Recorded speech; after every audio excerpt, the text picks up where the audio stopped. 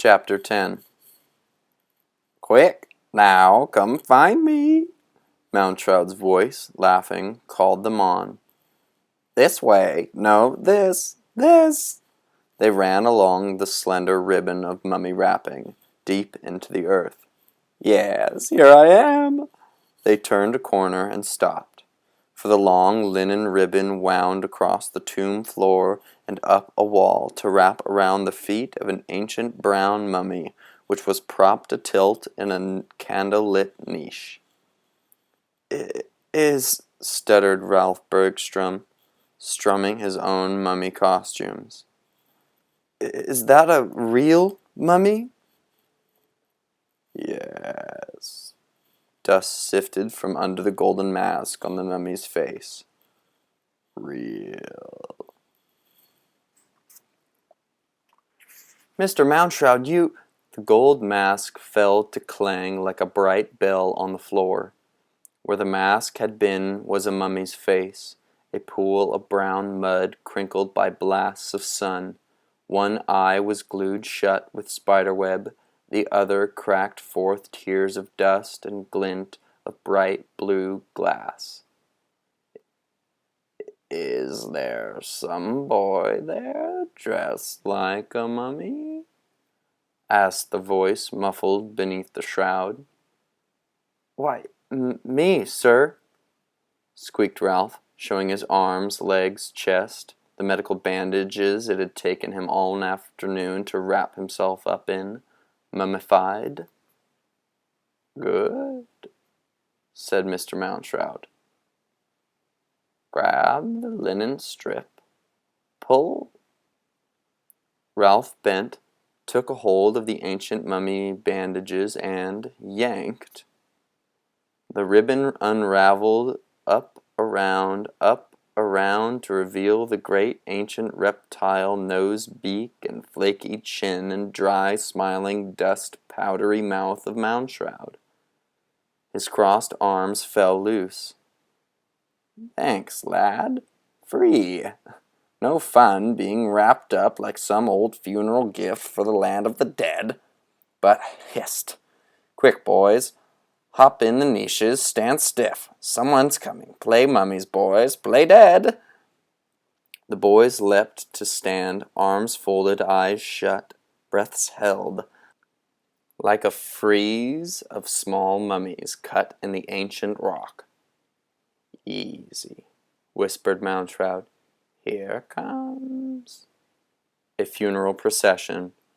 An army of mourners in gold and fine silks, bearing small sailing ship toys and copper bowls of food in their hands.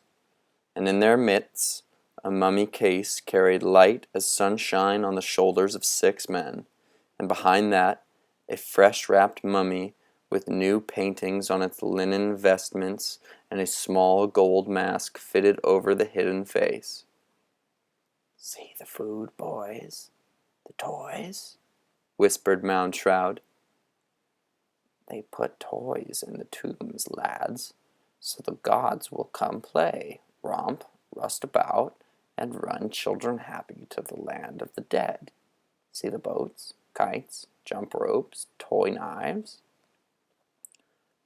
But look at the size of that mummy, said Ralph inside his hot linen bandages. It's a 12-year-old boy in there, like me. And that gold mask on the boy mummy's face, doesn't it look familiar? Pipkin, cried everyone hoarsely. Shh, hissed Mountroud. For the funeral had stopped. The high priests were glancing around through the flickering torch shadows. The boys, high in their niches, squeezed their eyes tight, sucked in their breaths. Not a whisper, said Mountroud, a mosquito in Tom's ear. Not a murmur. The harp music began again. The funeral shuffled on. And in the midst of all the gold and toys, the kites of the dead, there was the small 12-year-old fresh new mummy with a gold mask that looked just exactly like Pipkin. No, No, no, no, no, thought Tom. Yes, cried a mouse voice, tiny, lost, wrapped away, kept trapped, wild. It's me. I'm here, under the mask, under the wrappings. Can't move, can't yell, can't fight free. Pipkin, thought Tom. Wait, can't help it, trapped, shouted the small, wee voice, wrapped in picture linens. Follow, meet me, find me. The voice faded, for the funeral procession had turned a corner into the dark labyrinth and was gone. Follow you where, Pipkin? Tom Skelton jumped down from his niche and yelled into the dark. Meet you where? But at that exact moment, Mound Shroud, like a chopped tree, fell out of his niche. Bang! He struck the floor. Wait, he cautioned Tom, looking up at him with one eye that looked like a spider caught in its own web. We'll save old Pipkin yet. Sly does it. Slide and creep, boys. Shh.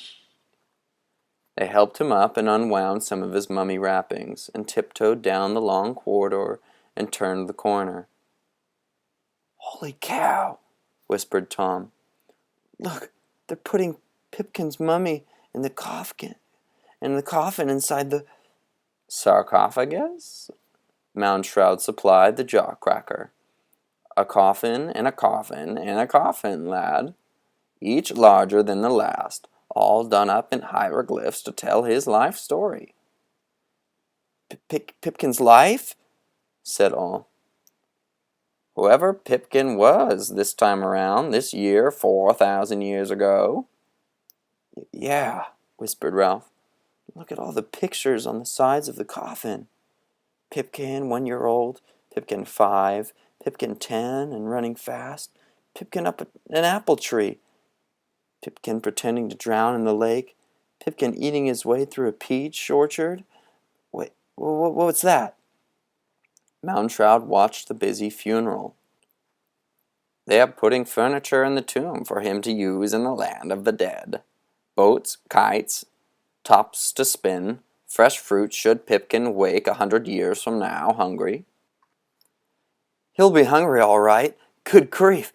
Look, they're going out. They're closing the tomb. Mound Shroud had to grab and hold Tom, for he was jumping up and down in agony. Pipkin's still there, buried. When do we save him? Later. The night is young. We'll see Pipkin again, never fear. Then the tomb door slammed shut. The boys yammered and yelled. In the dark they could hear the scrape and slosh of mortar filling the last cracks and seams as final stones were shoved into place. The mourners went away with their silent harps. Ralph stood in his mummy costume, stunned, watching the last shadows go. Is that why I'm dressed like a mummy? He fingered the bandages. He touched his clay, wrinkled, ancient face. Is that what my part of Halloween is all about? All, boy, all, murmured Mound Shroud. The Egyptians, why, they built to last. 10,000 years they planned for. Tombs, boys, tombs, graves, mummies, bones, death. Death was at the very heart, gizzard, light, soul, and body of their life. Tombs and more tombs with secret passages so none might be found, so grave robbers could not borrow souls and toys and gold. You are a mummy, boy, because that is how they dressed for eternity. Spun up in a cocoon of threads, they hoped to come forth like lovely butterflies in some far, dear, loving world. Know your cocoon, boy. Touch the strange stuffs. Why, said Ralph the mummy, blinking at the smoky walls and old hieroglyphs. Every day was Halloween to them. Every day, gasped all in admiration. Every day was Halloween for them, too, Mound Shroud pointed. The boys turned. A kind of green electric storm simmered in the tomb dungeon. The ground shuddered as if with an ancient earthquake. Somewhere a volcano turned over in its sleep, lighting the walls with one fiery shoulder. And on the walls beyond were prehistoric drawings of cavemen, long before the Egyptians. "Now," said Moundshroud. Lightning struck. Saber-toothed cats caught the cavemen screaming. Tar pits drowned their bones. They sank, wailing. "Wait, let's save a few with fire." Moundshroud blinked. Lightning struck to burn forests. 8 men running seized a burning branch and rammed it into a saber-tooth's jaws. The tiger shrieked and fell away. The ape-man, snorting in triumph, tossed the fiery branch into a pile of autumn leaves in his cave. The other men came to hold their hands out to the fire, laughing at the night where the yellow beast eyes waited, afraid. "See, boys?" Moundshroud's face flickered with the fire. "The days of the long cold are done. Because of this one brave, new-thinking man, summer lives in the winter cave." "But," said Tom, what's that got to do with Halloween?" "Do? Why, blast my bones, everything! When you and your friends die every day, there's no time to think of death, is there? Only time to run. But when you stop running at long last—" He touched the walls. The 8 men froze in mid-flight. "Now you have time to think of where you came from, where you're going. And fire lights the way, boys, fire and lightning, morning stars to gaze at. Fire in your own cave to protect you. Only by night fires was the caveman, beast man, able at last to turn his thoughts on a spit and bask them with wonder. The sun died in the sky. Winter came on like a great white beast, shaking its fur, burying him. Would spring ever come back to the world? Would the sun be reborn next year or stay murdered? Egyptians asked it. Cavemen asked it millions years before. Will the sun rise tomorrow morning? And that's how Halloween began? With such long thoughts at night, boys, and always at the center of it, fire, the sun dying down the cold sky forever. How that must have scared early man, eh? That was the big death. If the sun ever went away forever, then what? So, in the middle of autumn, everything dying, 8 men turned in their sleep, remembered their own dead from the last year, ghost called in their head. Memories, that's what ghosts are. But 8 men didn't know that. Behind their eyelids, late nights, the memory ghosts called, waved, danced. So 8 men woke up, tossed twigs on the fire, shivered, wept. They could drive away wolves, but not memories, not ghosts. So they held tight to their ribs, prayed for spring, watched the fire, thanked invisible gods for fruits of harvest and nuts. Halloween, indeed, 1,000,000 years ago, in a cave in autumn, with ghosts inside their heads and the sun lost. Moundshroud's voice faded. He unraveled another yard or two of mummy wrappings, draped them over his arms grandly, and said, "More to see. Come on, boys." And they walked out of the catacombs into the twilight of an old Egyptian day. A great pyramid lay before them, waiting. "Last one to the top," said Moundshroud, "is a monkey's uncle." And the monkey's uncle was Tom. Chapter 11. Gasping, they reached the pyramid's top, where waited a vast crystal lens, a viewing glass which spun slowly in the wind on a golden tripod, a gigantic eye with which to bring far places near. In the west, the sun, smothered and dying in clouds, sank. Moundshroud hooted his delight. "There it goes, boys, the heart, soul, and flesh of Halloween. The sun. There Osiris is murdered again. There sinks Mithras, the Persian fire. There falls Phoebus Apollo, all Grecian light. Sun and flame, boys, Look and blink. Turn that crystal spyglass. Swing it down the Mediterranean coast 1,000 miles. See the Greek Isles? Sure, said plain George Smith, dressed up as a fancy pale ghost. Cities, towns, streets, houses, people jumping out on porches to bring food? Yes, Mounshroud beamed. Their festival of the dead, the Feast of Pots. Trick or treat, old style, but tricks from the dead if you don't feed them, so treats are laid out in fine banquets on the sill. Far away in the sweet dusk, smells of cooked meats steamed. Dishes were dealt out for spirits that smoked across the land of the living. The women and the children of the Grecian homes came and went with multitudinous quantities of spiced and delectable victuals. Then all through the Grecian Isles doors slammed, the vast slamming echoed along the dark wind. The temple's shutting tight, said Mounshroud. Every holy place in Greece will be double-locked this night. And look! Ralph, who was a mummy, swung at the crystal lens. The light flared over the boys' masks. Those people, why are they painting black molasses on their front doorposts? Pitch, corrected Mounshroud.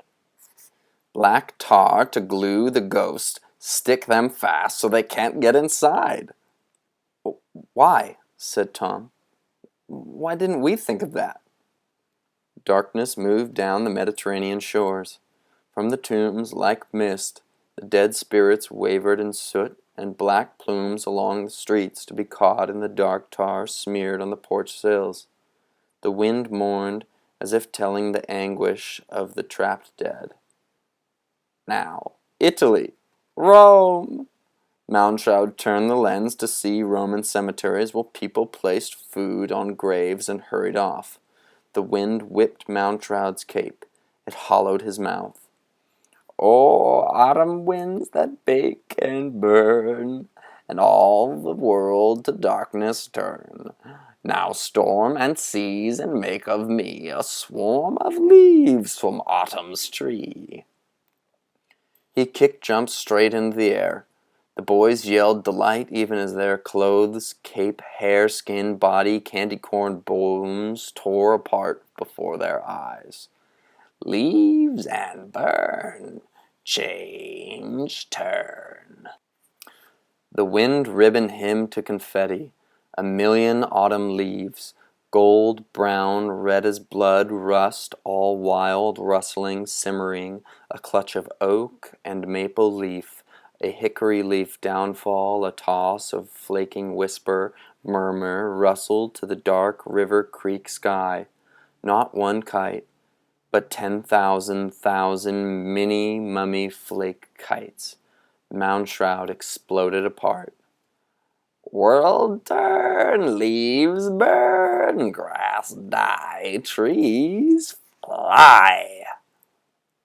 And from a billion other trees in autumn lands, leaves rushed to join with the upflung battalions of dry bits that were Mounshroud, dispersed in whirlwinds from which his voice stormed. Boys, see the fires along the Mediterranean coast? See burning north through Europe, fires of fear, flames of celebration. Would you spy, boys? Up now, fly! And the leaves in avalanche fell upon each boy like terrible flapping moths and carried them away. Over Egyptian sands they sang and laughed and giggled.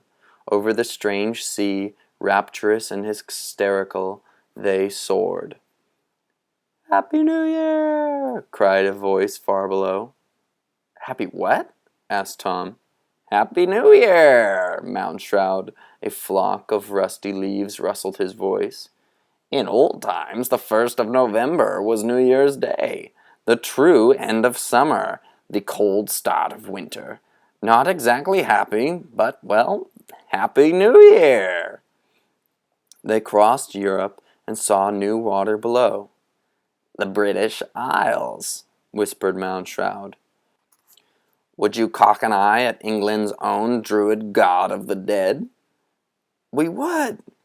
Quiet as milkweed, then soft as snow, fall, blow away down each and all. The boys fell like a bushel of chestnuts. Their feet rained to earth. Chapter 12.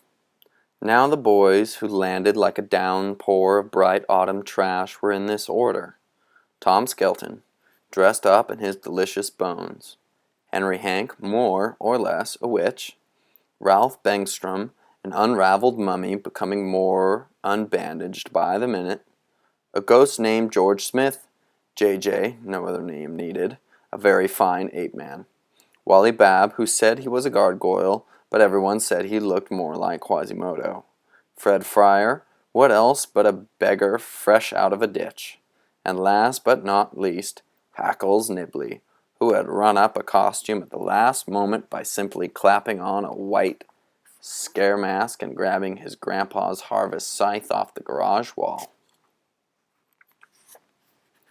All the boys being safely landed on English earth, their billion autumn leaves fell off and blew away. They stood in the midst of a vast field of wheat. "Here, Master Nimbly, I brought your scythe. Take it, grab. Now, lie low," mourned Moundshroud, the druid god of the dead. "Samhain, fall!" They fell, for a huge scythe came skimming down out of the sky. With its great razor edge it cut the wind. With its whistling side it sliced clouds. It beheaded trees. It razored along the cheek of the hill. It made a clean shave of wheat. And in the air a whole blizzard of wheat fell. And with every whisk, every cut, every scythe, the sky was aswarm with cries and shrieks and screams. The scythe hissed up. The boys cowered. "Hum!" grunted a large voice. "Mr. Moundshroud, is that you?" cried Tom. For towering 40 feet above them in the sky, an immense scythe in his hands, was a cowled figure, its face in moonlight fogs. The blade swung down. "Hiss! Mr. Moundshroud, let us be!" "Shut up!" Someone knocked Tom's elbow. Mr. Moundshroud lay on the earth beside him.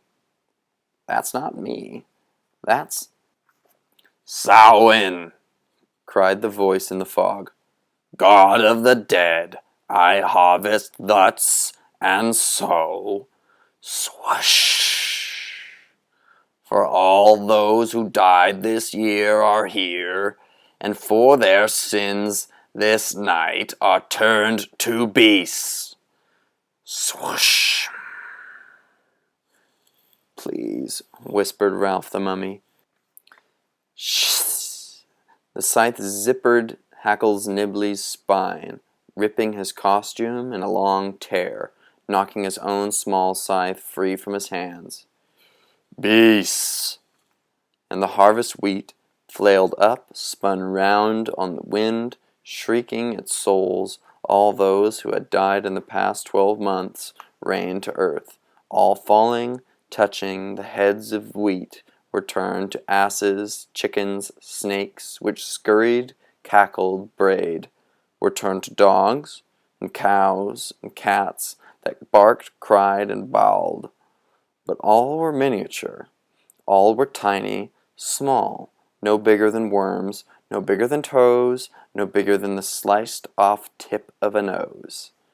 By the hundreds and thousands, the wheat heads snowed up in scatters and fell down as spiders, which could not shout or beg or weep for mercy, but which, soundless, raced over the grass, poured over the boys. 100 centipedes tiptoed on Ralph's spine.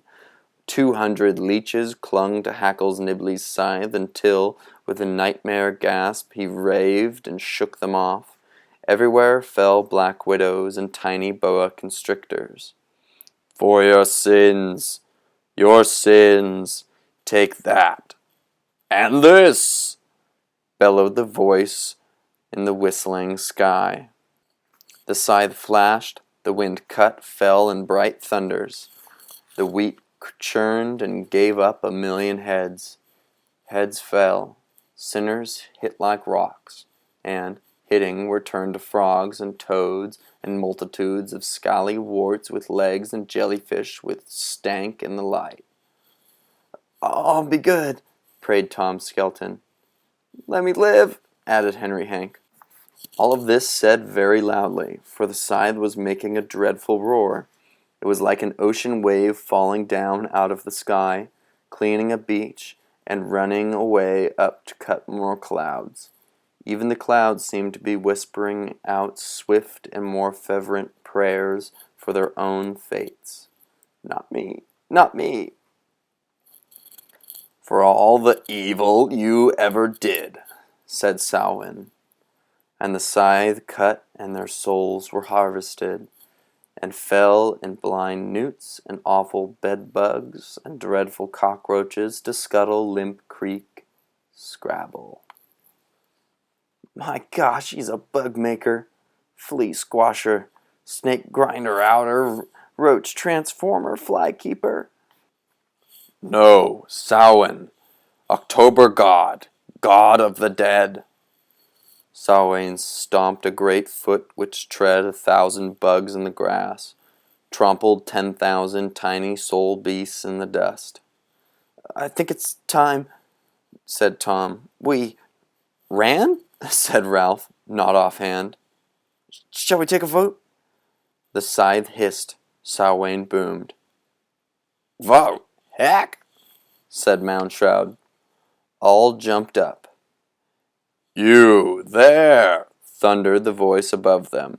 "Come back!" "No, sir, thanks," said one, and then the other, and put right foot after left. "I figure," said Ralph, panting, leaping, tears in his cheeks. "I've been pretty good most of my life. I don't deserve to die." "Huh?" shouted Samhain. The scythe came in a guillotine which chunked the head off of an oak tree and felled a maple. A whole orchard of autumn apples fell into a marble pit somewhere. It sounded like a house full of boys falling downstairs. "I don't think he heard you, Ralph," said Tom. They dived. They fell among rocks and shrubs. The scythe ricocheted off the stones. Samhain gave such a yell as brought an avalanche down a small hill nearby. "Boy," said Ralph, squinched up, balled up, feet against chest, eyes tight. "England's no place to be a sinner." Even as a final rain, a shower, a downpour of hysterical, soul-turned beetle, turned flea, turned stink-bug, turned daddy-long-legs scurried over the boys. "Hey, look! That dog!" A wild dog, mad with terror, raced up the rocks. And its face, its eyes, something in its eyes. "That couldn't be." "Pipkin?" said everyone. "Pip!" shouted Tom. "Is this where we meet you? Is this—" But whoom! The scythe fell. And yipping with fright, the dog, bowled over, slid down the grass. "Hold on, Pipkin! We know you! We see you! Don't scare off! Don't!" Tom whistled, but the dog, yarping with Pipkin's own dear, sweet, scared voice, was gone. But didn't an echo off his yip come back from the hills? "Meet! Meet! Meet me!" "Where?" thought Tom, criminally. "Where?" Chapter 13. Scythe uplifted, gazed all about, happy at his games. He chuckled a most delicious chuckle, spat fiery spittle on his horny hands, clenched the scythe tighter, swung it up, and froze. For somewhere, someone was singing. Somewhere, near the top of a hill, in a small clump of trees, a small bonfire flickered. Men like shadows were gathered there, lifting up their arms and chanting. Samhain listened, his scythe like a great smile in his arms.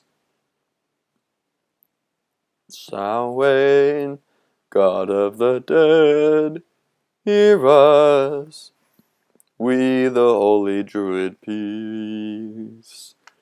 In this grove of trees, the great oaks, plead for the souls of the dead. Far away these strange men by their bright fire lifted metal knives, lifted cats and goats in their hands, chanting, "We pray for the souls of those who are turned to beasts. O God of the dead, we sacrifice these beasts, so that you will let free the souls of our loved ones who died this year." The knives flashed. Samhain smiled, an even greater smile. The animals shrieked. All around, the boys on the earth, the grass, the rocks, the trapped souls lost in spiders, locked in roaches, put away in fleas and pillbugs and centipedes, gaped and yammered silent yammerings and twitched and roiled. Tom winced.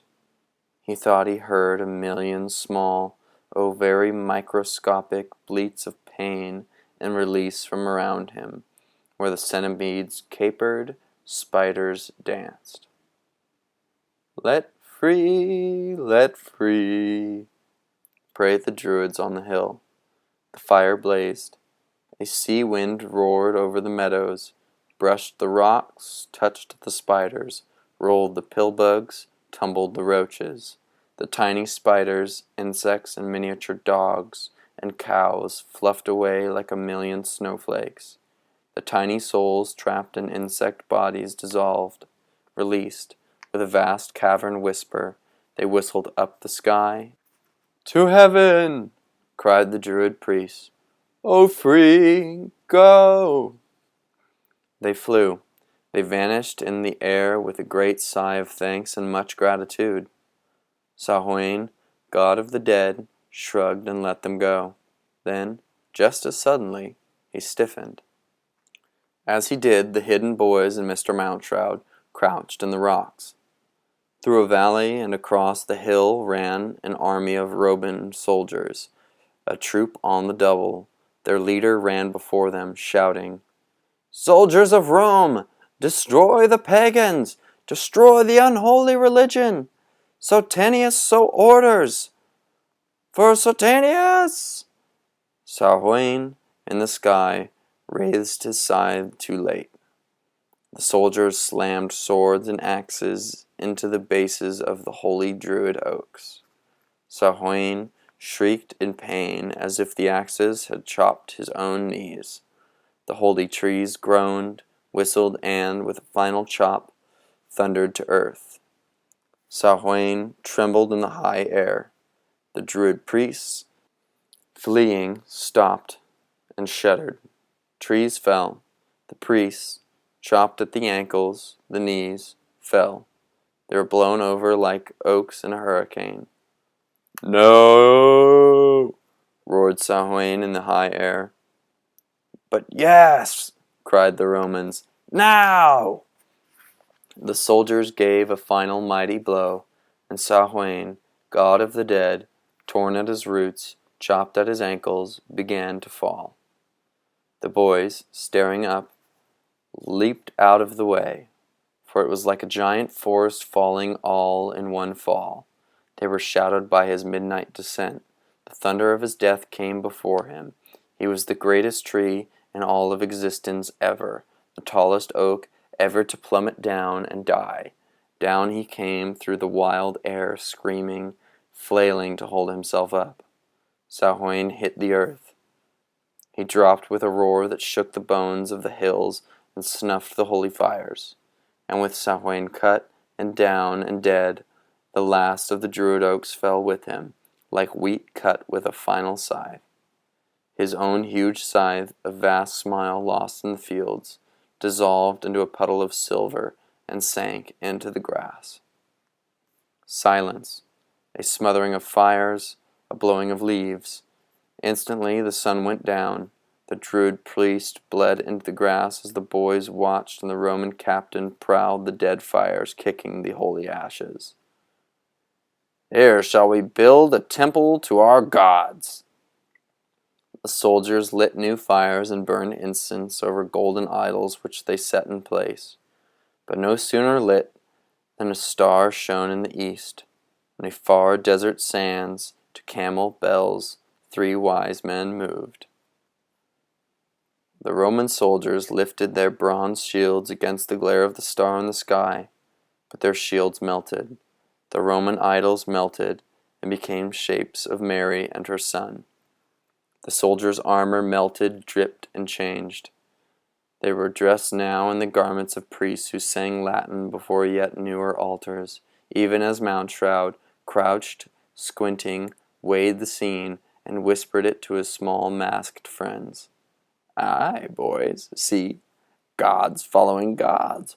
The Romans cut their druids, their oaks, their god of the dead, bang down, and put in their own gods, eh?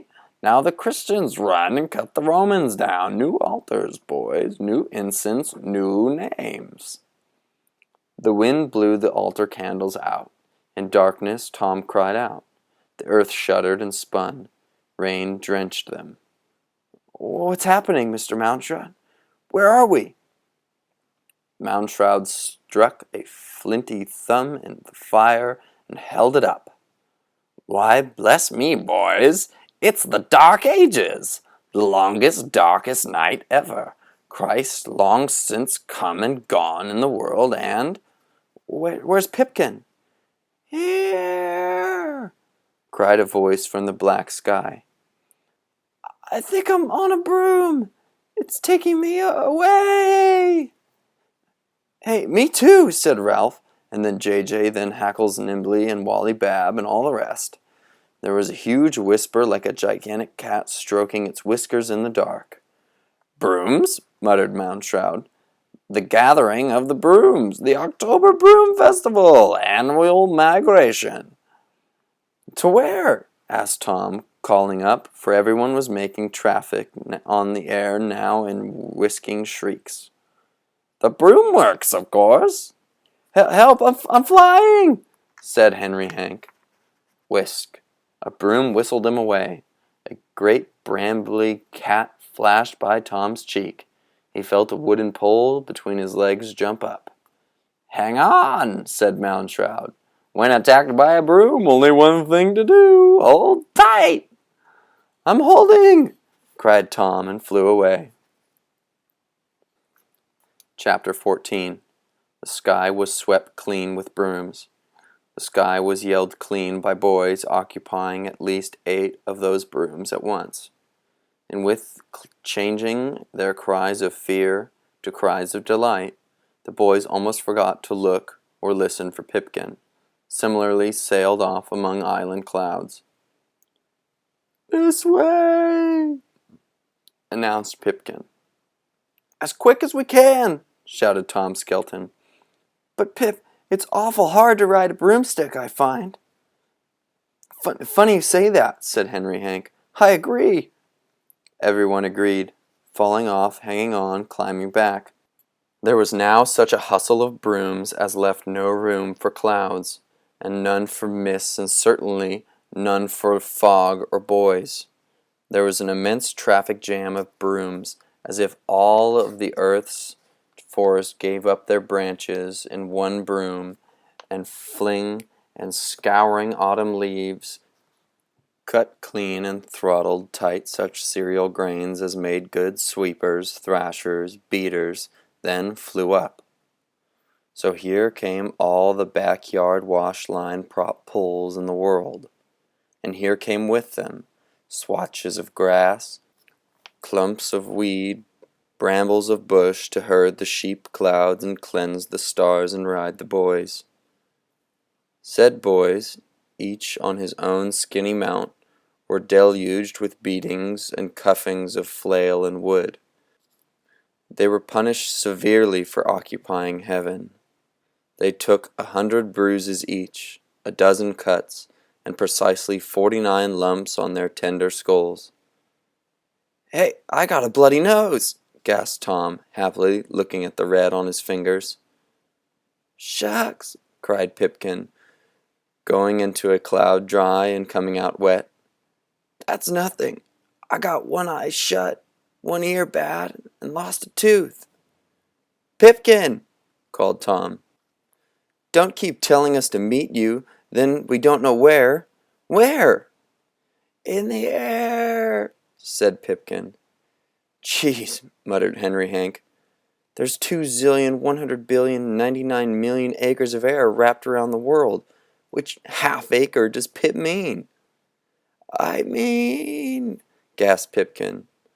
But a whole bindle of broomsticks banged up in an akimbo dance like a shuttle of cornstalks across his flight, or a farmland fence suddenly became antic and went into frenzies. A cloud with a grand field face opened its mouth. It swallowed Pipkin, broom and all, then shut its vapors tight and rumbled with Pipkin indigestion. "Kick your way out! Pipkin! Stomp him in the stomach!" someone suggested. But nothing kicked, and the cloud, satisfied, sailed on forever's bay toward eternity's dawn, ruminating over its delicious, sweet boy dinner. "Meet him in the air," Tom snorted. "Good grief, talk about horrible directions to nowhere." "See even more horrible directions," said Moundshroud, sailing by on a broom that looked like a wet, angry cat on the end of a mop. "Would you see witches, boys, hags, crones, conjure wives, magicians, black magics, demons, devils? There they be, in mobs, in riots, boys. Skin your eyeballs." And there below, all across Europe, through France, Germany, and Spain, on the night roads were indeed clusters and mobs and parades of strange sinners running north, scrambling away from the southern sea. "That's it! Jump! Run! This way to the night! This way to the dark!" Moundshroud swooped low, shooting over the mobs like a general leading a fine, evil troop. "Quick! Hide! Lie low! Wait a few centuries!"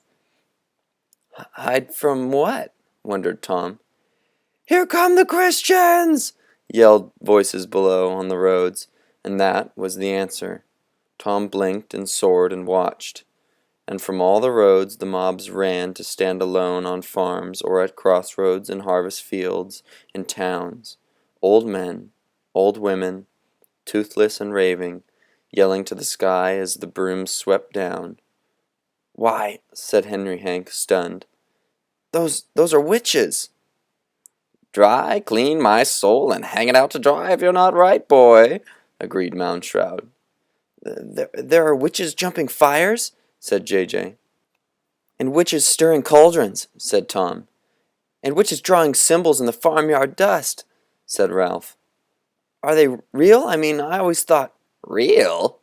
Moundshroud, insulted, almost fell from his bramblecat broom. "Ye little gods and fishes, lad. Every town has its resident witch. Every town hides some old Greek pagan priest, some Roman worshipper of tiny gods who ran up the roads, hid in culverts, sank into caves to escape the Christians.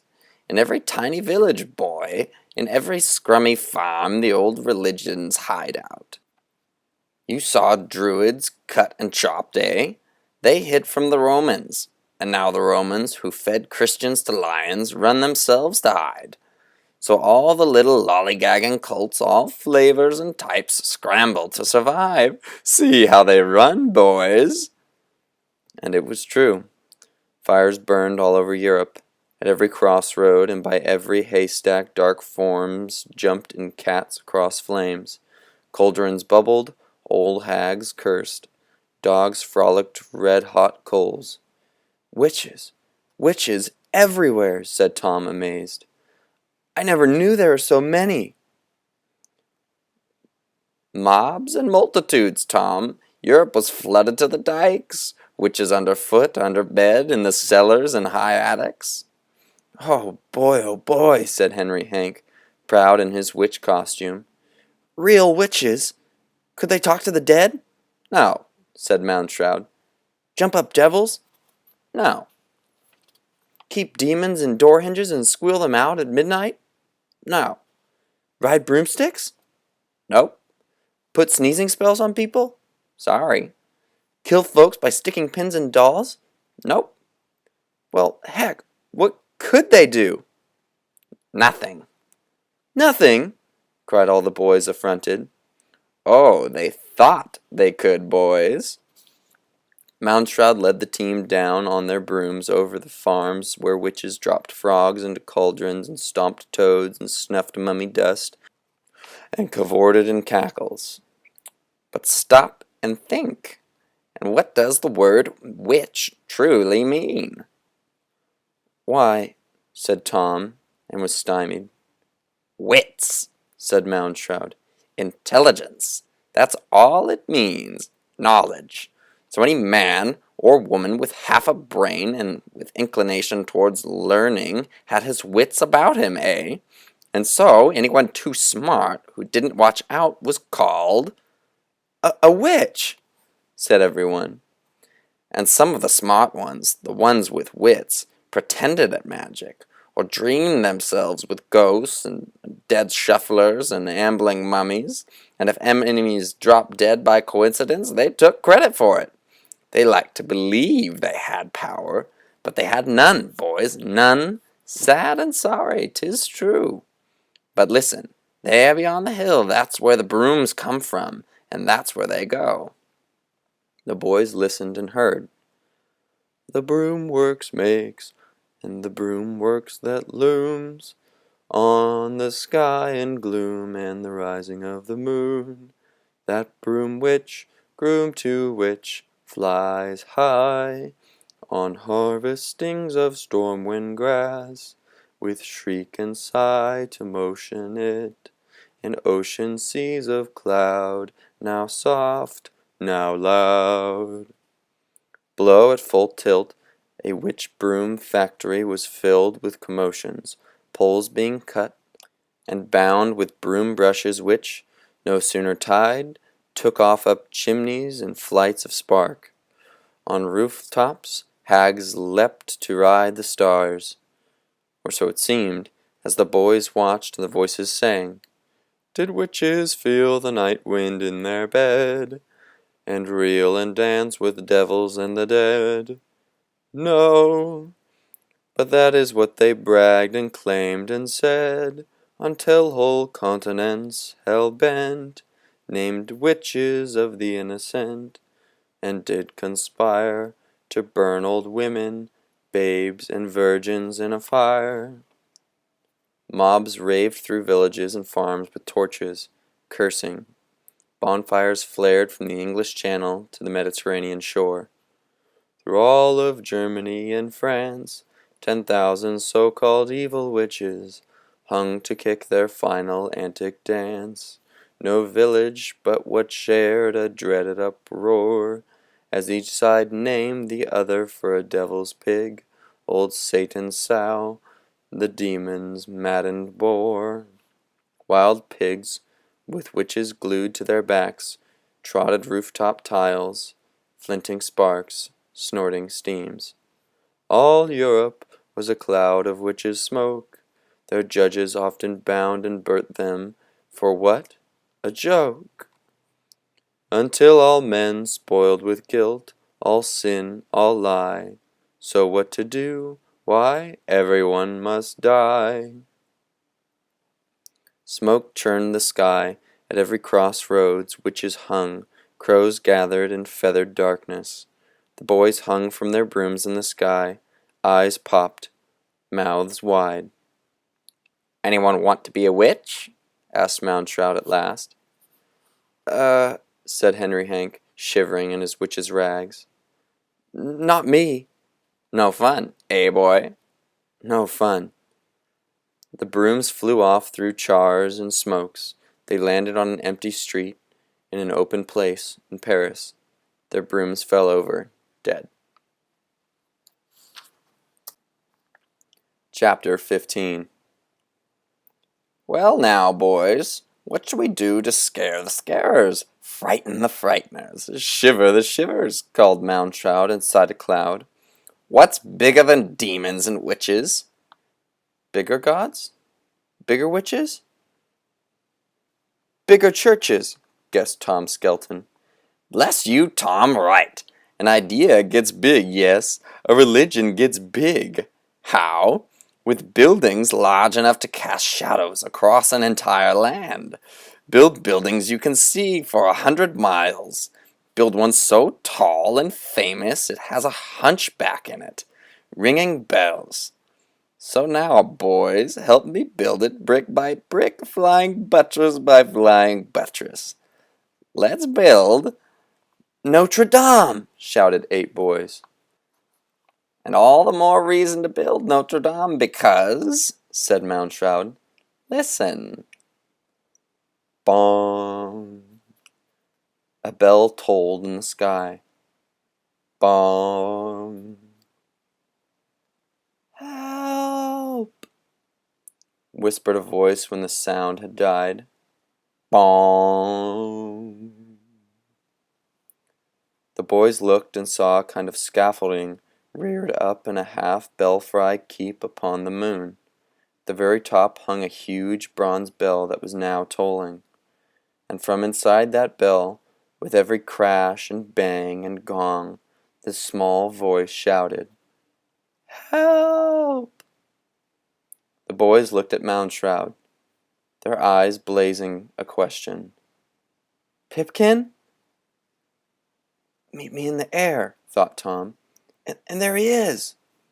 There, hung upside down over Paris, his head for a knocker, was Pipkin in a bell, or the shadow, ghost, or lost spirit of Pipkin anyway. Which is to say that there was a bell, and when it sounded the hour, why that sound was made by a flesh and blood clapper which knocked the rim. Pipkin's head banged the bell. Bong! And again. Bong! "Knock his brains out!" gasped Henry Hank. "Help!" called Pipkin, a shadow in the bell, a ghost chained upside down to strike the quarters and the hours. "Fly!" cried the boys to their brooms, but their brooms lay dead on the Parisian stones. "No life in them," mourned Moundshroud.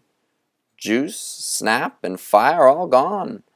Well now," he rubbed his chin to sparks. "How do we get up to help Pipkin with no brooms?"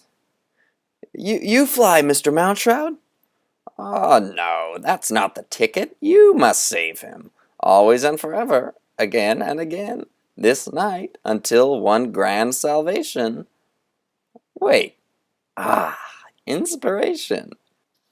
We were going to build Notre Dame, correct? Well then, let us by all means build it. There! And climb our way up to the hard scold, knock the bell, sound the hour Pipkin. Hop it, lads, climb those stairs." "What stairs?" "These. Here, and here." Bricks fell in place. The boys leaped, and as they put a foot up, out, and down, a stair came under it, one stone at a time. "Bong!" said the bell. "Help!" said Pipkin.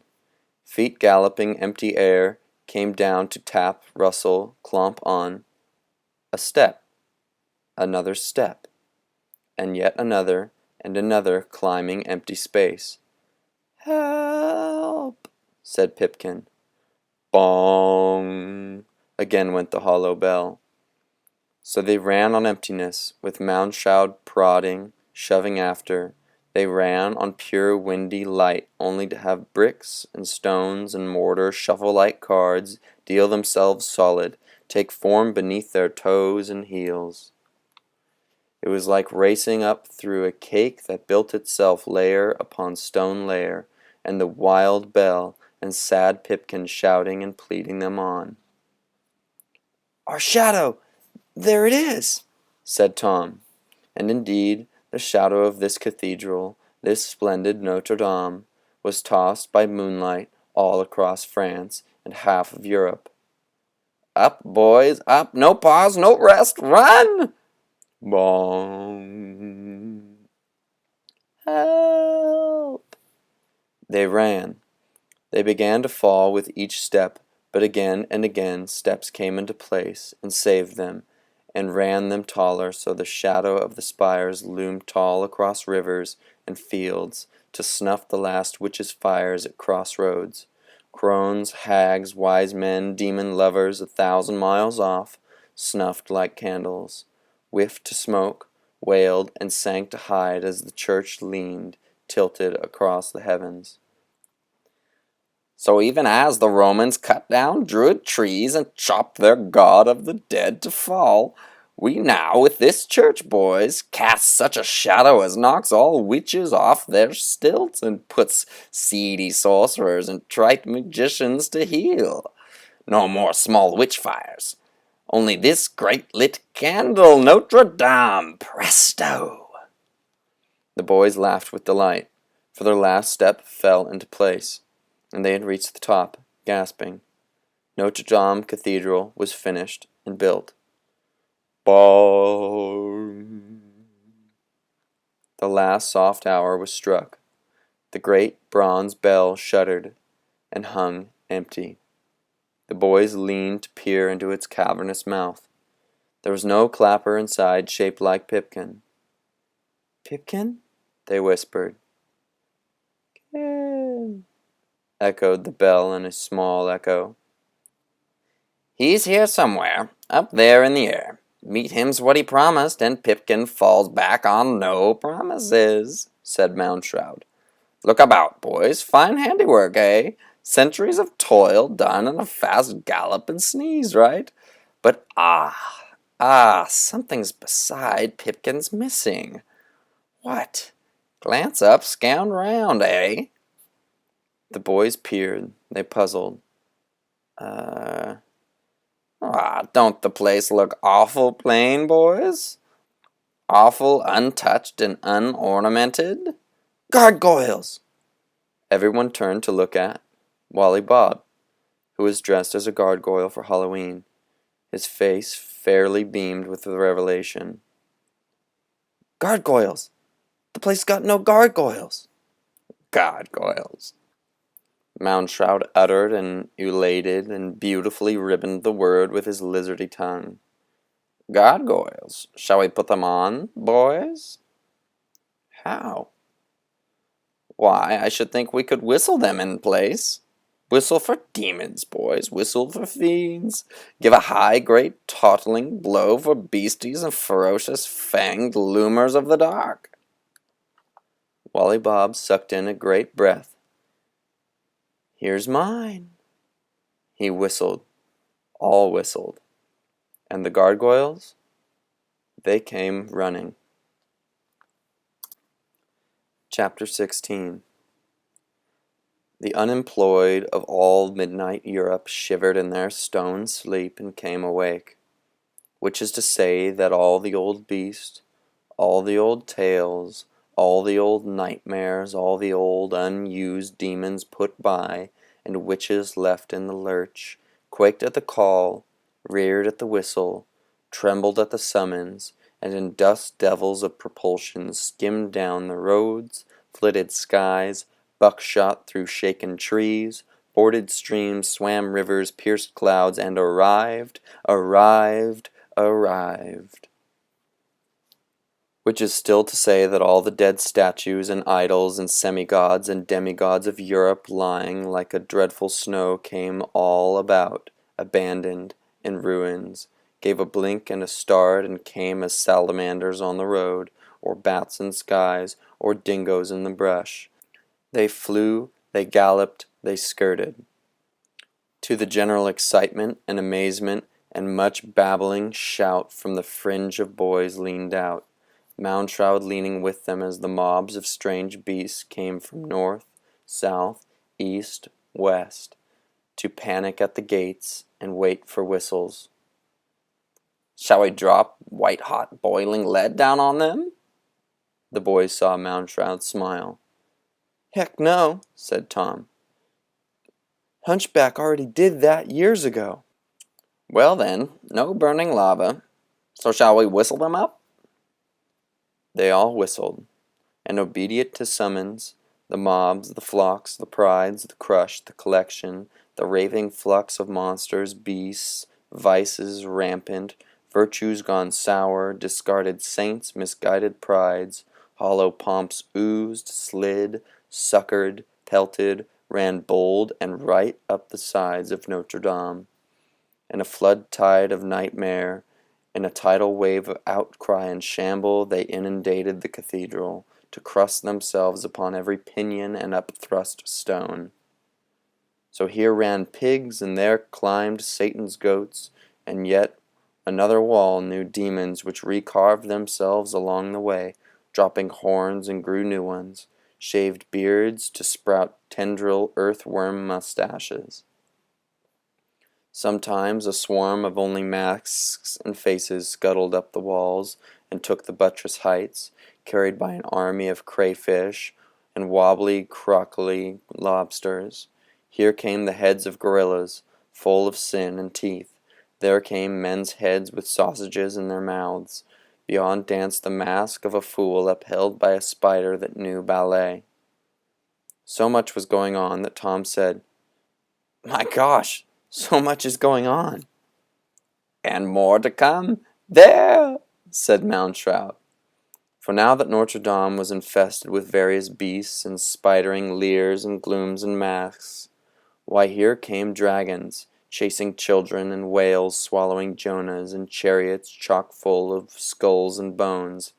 Acrobats and tumblers, yanked out of shape by demidemons, limped and fell in strange postures to freeze on the roof, all accompanied by pigs with harps, and sows with piccolos, and dogs playing bagpipes, so the music itself helped charm and pull new mobs of grotesques up the wall to be trapped and caught forever in sockets of stone. Here an ape plucked a lyre. There floundered a woman with a fish's tail. Now a sphinx flew out of the night, shed its wings, and became a woman and a lion, half and half, settled to snooze away the centuries in the shadows and sound of high bells. "Why, what are those?" cried Tom. Moundshroud, leaning over, gave a snort. "Why, those are sins, boys, and nondescripts. There crawls the worm of conscience." They looked to see it crawl. It crawled very fine. "Now," whispered Moundshroud softly, "settle, slumber, sleep." And the flocks of strange creatures turned about 3 times like evil dogs and lay down. All beasts took root, all grimaces froze to stone, all cries faded. The moon shadowed and lit the gargoyles of Notre Dame. "Does it make sense, Tom?" "Sure. All the old gods, all the old dreams, all the old nightmares, all the old ideas with nothing to do, out of work. We gave them work. We called them here." "And here they will remain for centuries, right?" "Right." They looked down over the rim. There was a mob of beasts on the east battlement, a crowd of sins on the west, a surge of nightmares in the south, and a scuttle of unnamed vices and ill-kept virtues to the north. "I," said Tom, proud of his night's work, "wouldn't mind living here." The wind crooned in the mouths of the beasts. Their fangs hissed and whistled. "Much thanks." Chapter 17. "Jehoshaphat," said Tom Skelton on the parapet. "We whistled all the stone griffins and demons here. Now Pipkin's lost again. I was thinking, why can't we whistle him?" Moundshroud laughed so his cape boomed on the night wind, and his dry bones jangled inside his skin.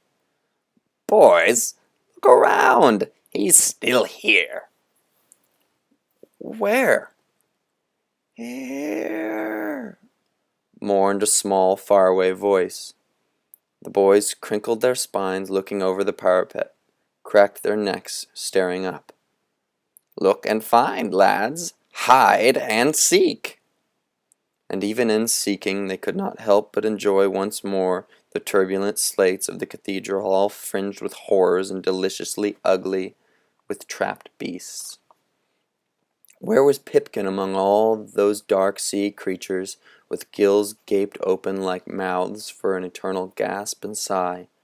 Where among all these lovely chiseled nightmares cut from the gal stones of night lurks, and monsters cracked out of old earthquakes, vomited up from mad volcanoes which cooled themselves to frits and deliriums?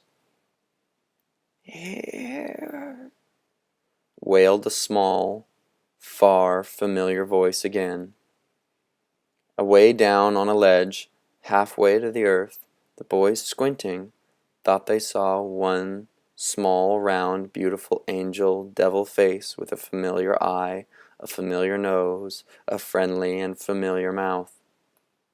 Pipkin!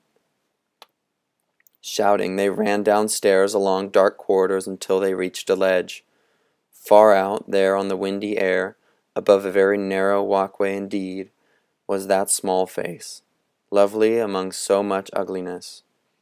Tom went first, not looking down, spread-eagling himself. Ralph followed. The rest inched along in a line. Watch out, Tom, don't fall. I'm not falling. Here's Pip. And there he was, standing in a line directly under the outthrust stone mask, the bust, the head of a gargoyle. They looked up at that mighty fine profile, that great nub nose, that unbearded cheek, that fuzzy cape of marveled hair. Pipkin. Pip, for cry-eye, what are you doing here? Pip said nothing. His mouth was cut stone. It's just rocks, said Ralph. Just a gargoyle carved here a long time ago. Looks like Pipkin. No, I heard him call. But how? And then the wind gave them the answer. It blew around the high corners of Notre Dame. It fluted in the ears and piped out the gaping mouths of gargoyles. Ah! Whispered Pipkin's voice. The hair stood up on the backs of their necks. Oh, murmured the stone mouth. Listen, there it is, said Ralph excitedly. Shut up, cried Tom. Pip, next time the wind blows, tell us, how do we help? What got you here? How do we get you down? Silence. The boys clung to the rock cliff face of the great cathedral. Then another swoop of wind sucked by, drew their breaths, and whistled in the carved stone boy's teeth. One, said Pip's voice. Question, whispered Pip's voice again after a pause. Silence. More wind. Ada. The boys waited. Time. One question at a time, translated Tom. The boys hooted with laughter. That was Pip, all right. Okay, Tom gathered his spit. What are you doing up here? The wind blew sadly, and the voice spoke as from deep in an old well. Been so many places in just a few hours. The boys waited, grinding their teeth. Speak up, Pipkin! The wind came back to mourn in the open stone mouth. But the wind had died. It began to rain. And this was best of all, for the raindrops ran cold in Pipkin's stone ears and out along his nose and fountained from his marble mouth, so that he began to utter syllables in liquid tongues, with clear, cold rainwater words. Hey, this is better. He spouted mist. He sprayed quick rain. You should have been where I've been. Gosh, I was buried for a mummy. I was trapped in a dog. We guessed that was you, Pipkin. Now here, said the rain in the ear, the rain in the nose, the rain in the clear, dripping marble mouth. Gosh, golly, funny, strange, inside this rock, with all these devils and demons for pals. And 10 minutes from now, who knows where I'll be? Higher up We're buried deep." "Where, Pipkin?" The boys jostled. The rain squalled and beat them so they almost tilted and fell off the ledge. "Are you dead, Pipkin?" "No, not yet," said the cold rain in his mouth. "Part of me in a hospital a long way off home. Part of me in that old Egyptian tomb. Part of me in the grass in England. Part of me here. Part of me in a worse place." "Where?" "I don't know. I don't. Oh gosh, one minute I'm yelling laughs, the next I'm scared. Now, just now, this very minute, I guess I know. I'm scared. Help me, guys. Help, oh please." Rain poured out his eyes like tears. The boys reached up to touch Pipkin's chin as best they could. But before they could touch, a lightning bolt struck out of the sky. It flashed blue and white. The entire cathedral shook. The boys had to grab demons' horns and angels' wings on either side so as not to be knocked off. Thunder and smoke, and a great scattering of rock and stone. Pipkin's face was gone. Knocked off by the lightning bolt, it fell down through space to shatter on the ground below. "Pipkin!" But there below, on the cathedral porch stones, were only flinty fire sparks blowing away, and a fine gargoyle dust. Nose, chin, stone lip, hard cheek, bright eye, carved fine ear, all wiped away on the wind in chaff and shrapnel dust.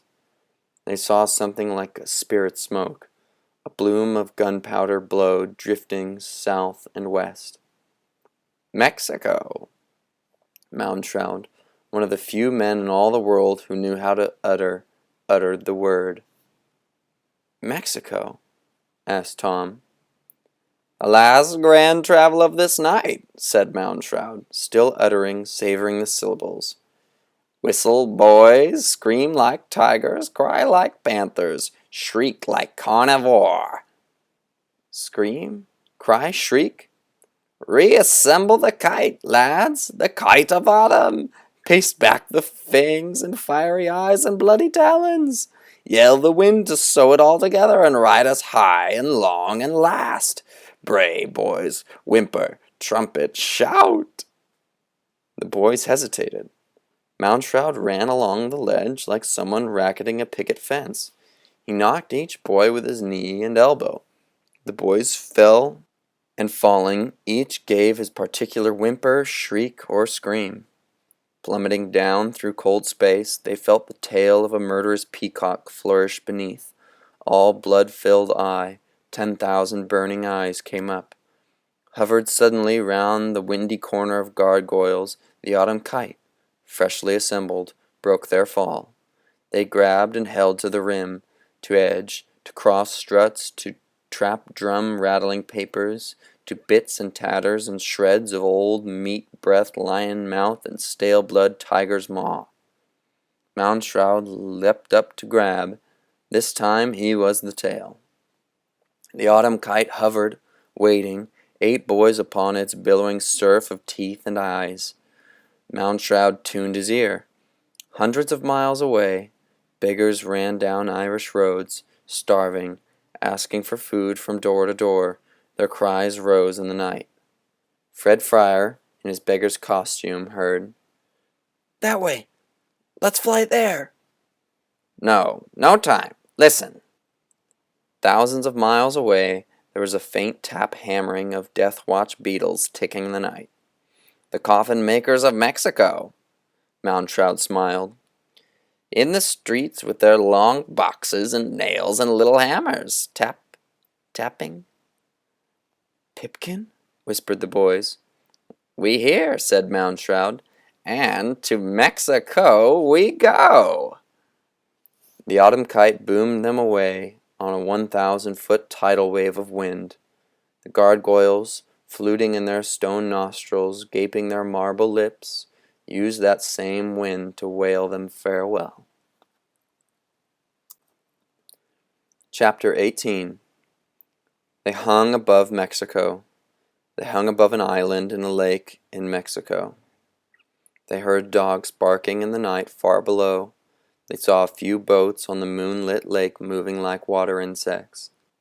They heard a guitar playing and a man singing in a high, sad voice.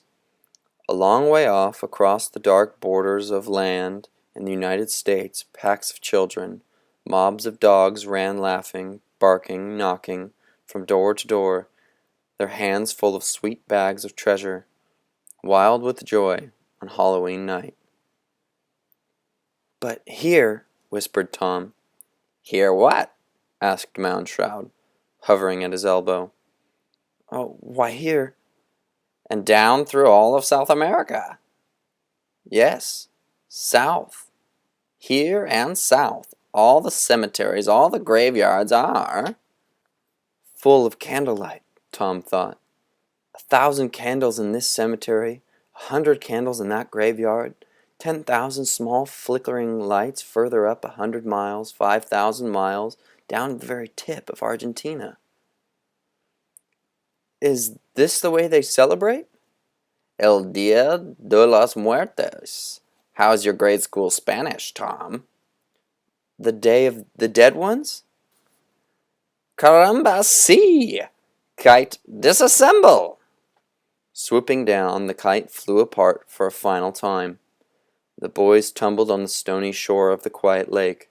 Mist hung over the waters. Far across the lake they could see an unlit tomb-yard. There were, as yet, no candles burning in it.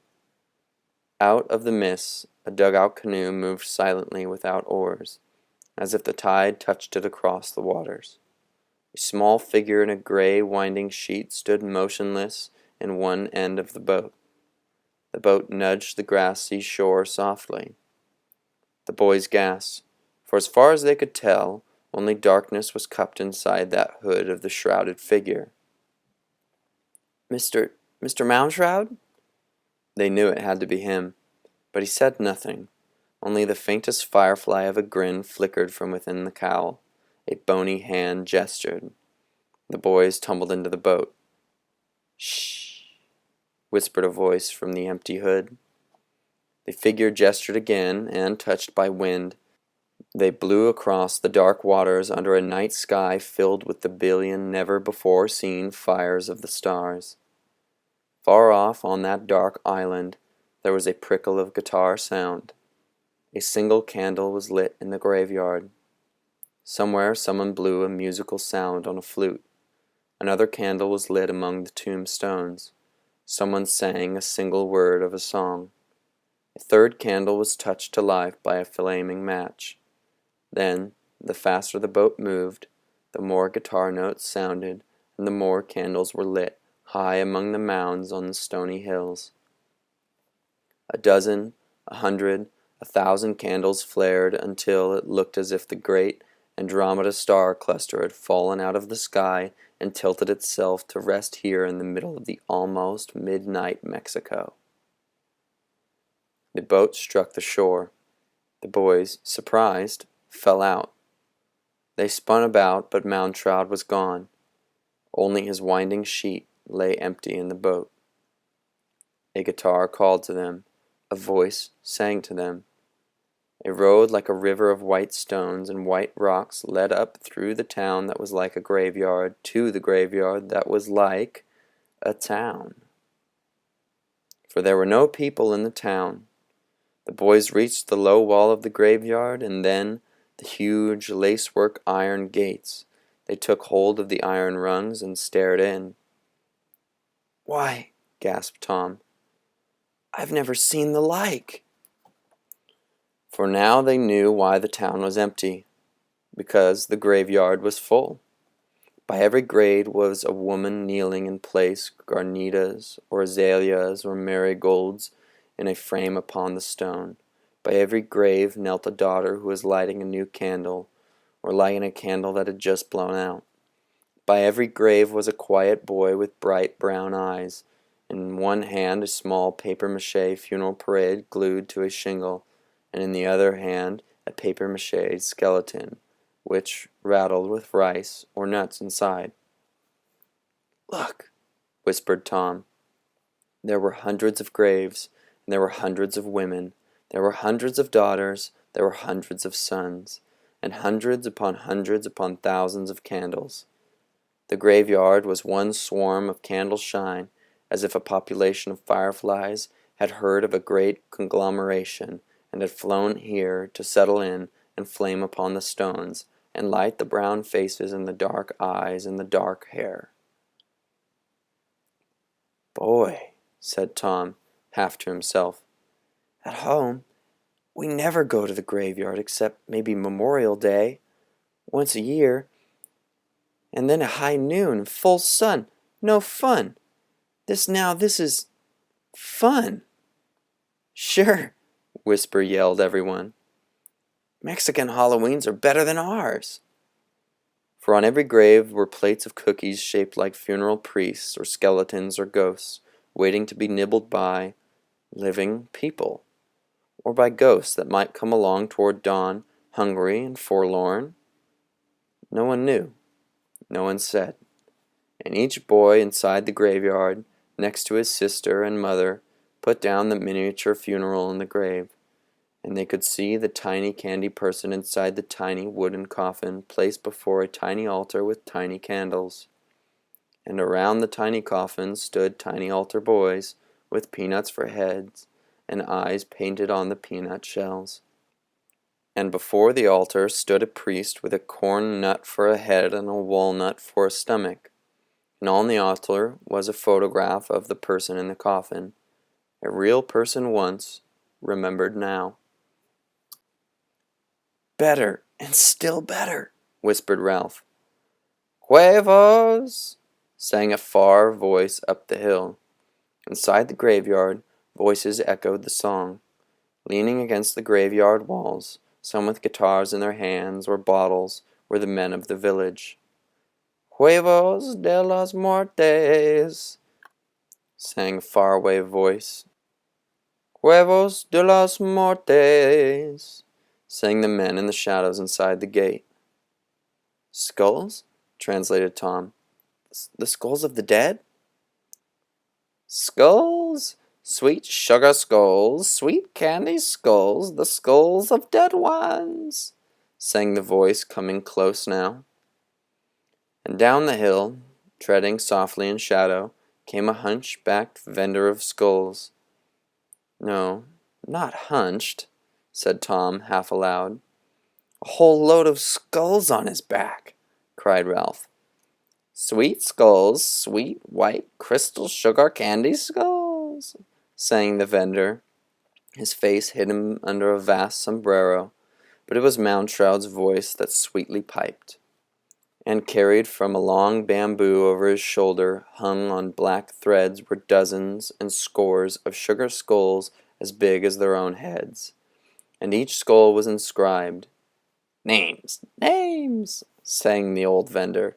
Tell me your name, I'll give you your skull. Tom, said Tom. The old man plucked forth a skull. On it, in huge letters, was written, Tom. Tom took and held his own name, his own sweet edible skull, in his fingers. Ralph! And a skull with the name Ralph written on it was tossed forth. Ralph caught it, laughing.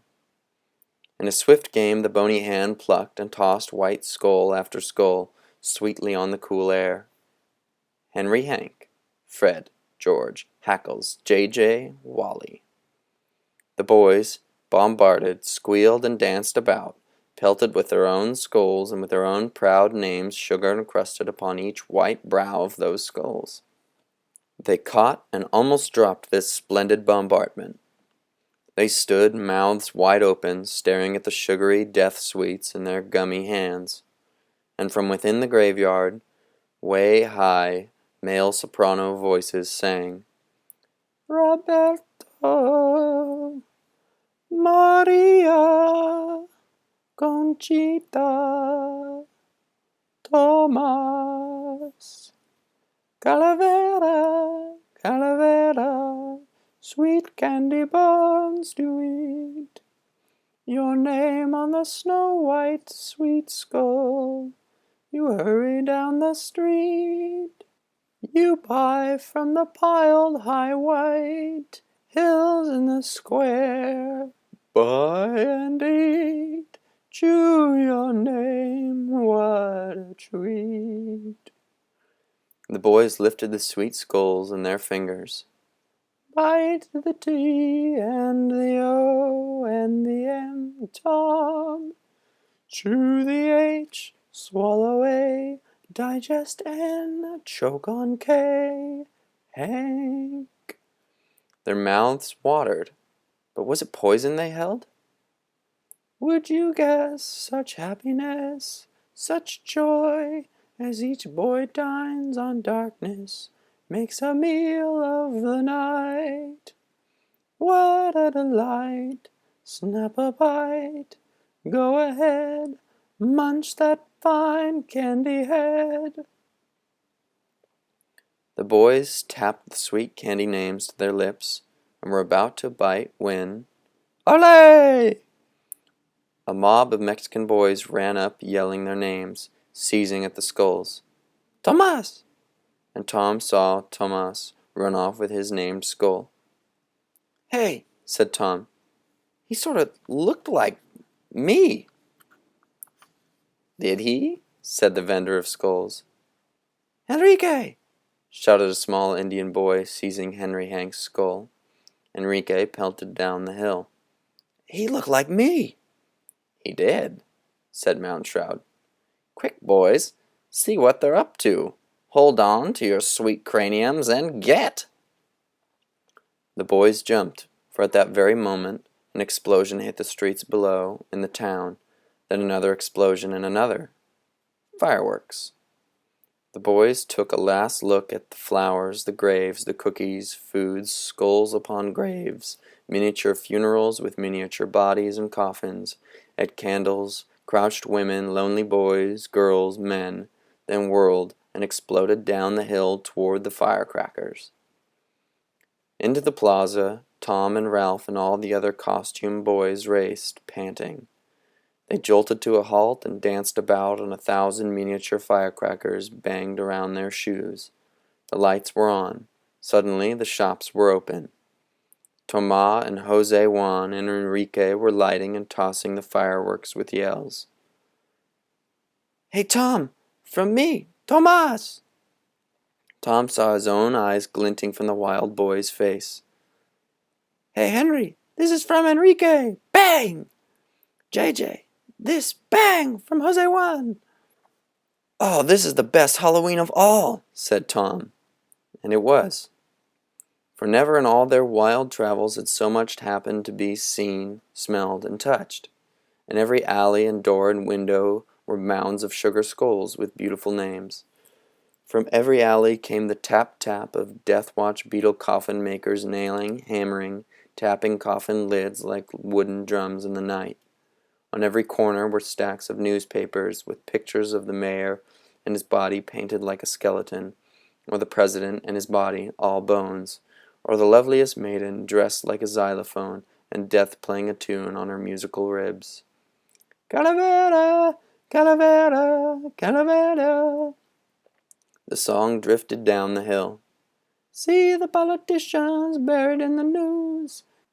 Rest in peace beneath their names, such is fame. See the skeletons juggling, standing high on each other's shoulders, preaching sermons, wrestling, playing soccer, little runners, little jumpers, little skeletons that leap about and fall. Did you ever dream that death could be whittled down so very small? And the song was true. Wherever the boys looked were the miniature acrobats, trapeze performers, basketball players, priests, jugglers, tumblers, but all were skeletons hand to hand, bony shoulder to shoulder, and all small enough for you to carry in your fingers. And over there in the window was a whole microscopic jazz band with a skeleton trumpeter and a skeleton drummer and a skeleton playing a tuba no bigger than a soup spoon, and a skeleton conductor with a bright cap on his head and baton in his hand, and tiny music poured out of the tiny horns. Never before had the boys seen so many bones. Bones! Laughed everyone. Ah, lovely bones! The song began to fade. Hold the dark holiday in your palms. Bite it, swallow it, and survive. Come out the far black tunnel of El Dia de Muerte, and be glad, oh glad, you are alive. Calavera, Calavera. The newspapers, bordered in black, blew away in the white funerals on the wind. The Mexican boys ran away up the hill to their families. Oh, strange, funny strange, whispered Tom. What? Said Ralph at his elbow. Up in Illinois, we've forgotten what it's all about. I mean the dead, up in our town, tonight, heck, they're forgotten. Nobody remembers, nobody cares. Nobody goes to sit to talk to them. Boy, that's lonely. That's really sad. But here, why shucks, it's both happy and sad. It's all firecrackers and skeleton toys down here in the plaza, and up in the graveyard now are all the Mexican dead folks with their families sitting, and flowers and candles and singing and candy. I mean, it's almost like Thanksgiving, huh? And everybody sat down to dinner, but only half the people able to eat? But that's no mind, they're there. And it's like holding hands at a seance with your friends, but some of the friends are gone. Ah, heck, Ralph. Yeah, said Ralph, nodding behind his mask. Heck. Look! Oh, look there, said J.J. The boys looked. On top of the mound of white sugar skulls was one with the name Pipkin on it. Pipkin's sweet skull, but nowhere, in all the explosions and dancing bones and flying skulls, was there so much as one dust speck or whimper or shadow of Pip. They had grown so accustomed to Pip's leaping up in fantastic surprises on the sides of Notre Dame or weighing down in golden sarcophagi that they had expected him, like a jack-in-the-box, to pop from mound of sugar skulls, slap sheets in their faces, and cry dirges. But no, suddenly, no Pip. No Pip at all. And maybe no Pip ever again. The boys shivered. A cold wind blew fog up from the lake. Chapter 19. Along the dark night street, around a corner, came a woman bearing over her shoulders twin scoops of mounded charcoals, burning. From these heaps of pink burning coals firefly sparks scattered and blew in the wind. Where she passed on bare feet, she left a trail of little sparks which died. Without a word, shuffling, she went around another corner into an alley, gone. After her a man came carrying on his head, lightly, a small coffin. It was a box made of plain white wood nailed shut. On the sides and top of the boxes were pinned cheap silver rosettes, handmade silk and paper flowers. Inside the box was... The boys stared as the funeral parade of two went by. Two, thought Tom. The man and the box. Yes, and the thing inside the box. The man, his face solemn, balancing the coffin on top of his head, walked tall into the nearby church. Stuttered Tom. Was that Pip again? Inside that box? What do you think, lad? Asked Mound Shroud. I don't know, cried Tom. I only know I had enough. The night's been too long. I've seen too much. I know everything. Gosh, everything. Yeah, said everyone, clustering close, shivering. And we've got to get home, don't we? What about Pipkin? Where is he? Is he alive or dead? Can we save him? Is he lost? Are we too late? What do we do? What? Cried everyone, and the same questions flew and burst from their mouths and welled in their eyes. They all took hold of Moundshroud as if to press the answer from him, yank it out from his elbows. "What do we do?" "To save Pipkin? One last thing. Look up in this tree." Dangling from the tree were a dozen Halloween piñatas. Devils, ghosts, skulls, and witches swayed in the wind. "Break your piñata, boys." Sticks were thrust in their hands. "Strike!" Yelling, they struck.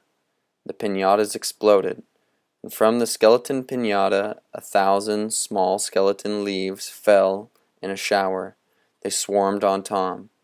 The wind blew the skeleton leaves and Tom away, and from the mummy piñata fell hundreds of frail Egyptian mummies which rushed away into the sky, Ralph with them. And so each boy struck and cracked and let down small vinegar gnat dancing images of himself, so that devils, witches, ghosts shrieked and sneezed at all the boys, and the leaves went tumbling through the sky, with Moundshroud laughing after. They ricocheted in the final alleys of the town. They banged and skipped like stones across the lake waters, to land rolling in a jumble of knees and elbows on yet a farther hill. They sat up. They found themselves in the middle of an abandoned graveyard, with no people, no lights, only stones like immense wedding cakes, frosted with old moonlight. And as they watched, Moundshroud, landing light on his feet in a swift, quiet motion, bent. He reached for an iron rung in the earth. He pulled. With a shriek of hinges, a trap door in the earth gaped wide. The boys came to stand at the edge of the big hole. Stuttered Tom. "Catacombs?" "Catacombs," Moundshroud pointed. Stairs led down in the dry dust earth. The boys swallowed hard. "Is Pip down there?" "Go bring him up, boys." "Is he alone down there?" "No. Things are with him. Things." "Who goes first?" "Not me." Silence. "Me," said Tom at last.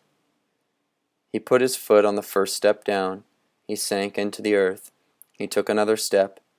Then, suddenly, he was gone. The others followed. They went down the steps in a single file, and with each step down the dark got darker, and with each step down the silence grew more silent, and with each step down the night became deep as a well and very black indeed, and with each step down the shadows waited and seemed to lean from walls, and with each step down strange things seemed to smile at them from the long cave which waited below. Bats seemed to be hanging clustering just above their heads, squeaking so high that you could not hear them. Only dogs might hear, half hysterics, jump out of their skins and run off. With each step down the town got farther away, and the earth and all the nice people of the earth. Even the graveyard above seemed far away. They felt lonely. They felt so alone they wanted to cry. For each step down was 1,000,000,000 miles lost from life and warmth, beds and good candlelight and mother's voices and father's pipe smoke, and the clearing of his voice in the night which made you feel good knowing that he was there somewhere in the dark, alive, turning in his sleep, and able to hit anything with his fists if it had to be hit. Each step down, and at last, at the bottom of the stairs, they peered in the long cave, the long hall. And all the people were there, and very quiet. They had been quiet for a long time. Some had been quiet for 30 years. Some had been silent for 40 years. Some had been completely mum for 70 years. "There they are," said Tom. "The mummies," whispered someone. "The mummies." A long line of them standing against the walls. 50 mummies standing against the right wall, 50 mummies standing against the left wall, and 4 mummies waiting at the far end in the dark. 104 dry as dust mummies, more alone than they, more lonely than they might ever feel in life, abandoned here, far below, far from dog barks and fireflies and the sweet singing of men and guitars in the night. "Oh, boy," said Tom. "All those poor people. I heard of them." "What?" "Their folks couldn't pay the rent on their graves, so the gravedigger dug up these people and put them down here. The earth is so dry it makes mummies out of them. And look, see how they're dressed." The boys looked and saw that some of the ancient people were dressed like farmers, some like peasant maids, and others like businessmen in old dark suits, and one even like a bullfighter in his dusty suit of lights. But inside their suits were all thin bones and skin and spider web and dust that shook down through their ribs if you sneezed or trembled them. "What's that?" "What's what?" "Shh." Everyone listened. They peered into the long vault. All the mummies looked back with empty hands. All the mummies waited with empty hands. Someone was weeping at the far end of the long, dark hall. "Ah," came the sound. "Ah," came the crying. "Yeah," and the small voice wept. That's Pip. Only heard him cry once, but that's him, Pipkin. He's trapped there in the catacomb." The boys stared, and they saw, 100 feet away, crouched down in a corner, trapped in the most distant part of the catacomb, a small figure that moved. The shoulders twitched, the head was bent and covered with trembling hands, and behind the hands the mouth wailed and was afraid. "Pipkin?" The crying stopped. "Is that you?" whispered Tom. A long pause, a trembled in-suck of breath, and then, "Yes." "Pip, for cry-eye, what are you doing there?" "I don't know." "Come out." "I can't. I'm afraid." But Pip, if you stay there." Tom paused. Pip, he thought. If you stay forever. You stay with all the silence and the lonely ones. You stand in the long line and tourists come and look at you and buy tickets to look at you some more, and you... "Pip," said Ralph behind his mask, "you gotta come out." "I can't," Pip sobbed. "They won't let me." "They?" But they knew he meant the long line of mummies. In order to get out, he would have to run the gauntlet between the nightmares, the mysteries, the dreadful ones, the dyers, and the haunts. "They can't stop you, Pip," Pip said. "Oh, yes, they can." "Can," said echoes deep in the catacomb. "I'm afraid to come out." "And where," said Ralph. "Afraid to go in," thought everyone. "Maybe if we choose one brave one," said Tom, and stopping. For Pipkin was crying again, and the mummies waiting, the night so dark in the long tomb hall that you would sink right through the floor if you stepped on it, and never move again. The floor would seize your ankles with bony marble and hold you until the freezing cold froze you in a dry dust statue forever. "Maybe if we went in like a mob, all of us," said Ralph. And they tried to move. Like a big spider with many legs, the boys tried to cram through the door. 2 steps forward, 1 step back, 1 step forward, 2 steps back. "Ah!" wept Pipkin, at which sound they fell upon themselves, gibbering, and scrambled, yelling their dyers and frights back to the door. They heard an avalanche of heartbeats bang pains in their chests. "Oh my gosh! What are we gonna do? Him afraid to come, us afraid to go? What? What?" Behind them, leaning against the wall, was Moundshroud, forgotten. A little candle flame of a smile flickered and went out among his teeth. "Here, boys, save him with this." Moundshroud reached into his dark cloak and brought forth a familiar white sugar candy skull, across the brow of which was written, "Pipkin." "Save Pipkin, lads. Strike a bargain." "With who?" "With me and others unnamed. Here, break this skull in 8 delicious bites, boys. Hand them round. P for you, Tom, and I for you, Ralph, and the other half of P for you, Hank, and the other half for you, J.J., and some of the K for you, boy, and some for you, and here the I and the final N. Touch the sweet bits, lads. Listen, here is the dark deal. Do you truly want Pipkin to live?" Such a fury of protest burst forth at this, Moundshroud was fair driven back by it. The boys barked like dogs against his so much as questioning their need for Pipkin's survival. "There, there," he curried them. "I see you mean it. Well then, will each of you give 1 year from the end of your life, boys?" "What?" said Tom. "I mean it, boys. 1 year. 1 precious year from the far-burned candle end of your life. With 1 year apiece, you can ransom dead Pipkin." "A year!" The whisper, the murmur, the appalling sum of it ran among them. It was hard to grasp. A year so far away was no year at all. Boys of 11 or 12 cannot guess at men of 70. "A year? A year? Sure! Why not? Yes! Think, boys, think. This is no idle bargain struck with nothing. I mean it. It is true and a fact.